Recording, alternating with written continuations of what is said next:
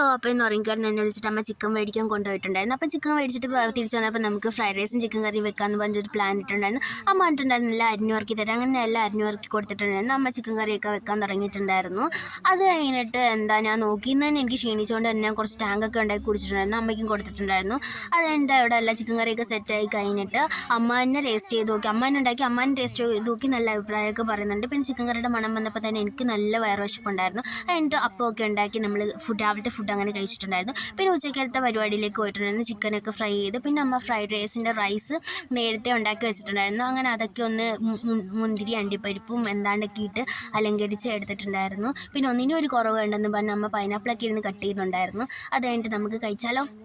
അമ്മ തന്നെ വിളമ്പി തന്നിട്ടുണ്ടായിരുന്നു ഫ്രൈഡ് റൈസും ചിക്കൻ കറിയും പപ്പടവും പൈനാപ്പിളൊക്കെ കൂട്ടി ഞങ്ങൾ ഫുഡൊക്കെ കഴിച്ചിട്ടുണ്ടായിരുന്നു. അത് കഴിഞ്ഞിട്ട് ഫുഡ് കഴിച്ച് പകുതി ആയപ്പോഴാണ് ചിക്കൻ ഫ്രൈ എടുക്കാനുള്ള കാര്യം മറന്നുപോയത്. പിന്നെ ഏറ്റവും അവസാനം ചിക്കൻ ഫ്രൈ ഒക്കെ കഴിച്ച് നല്ലോണം ഫുഡ് കഴിച്ച് അപ്പോൾ അത്രേ ഉള്ളൂ.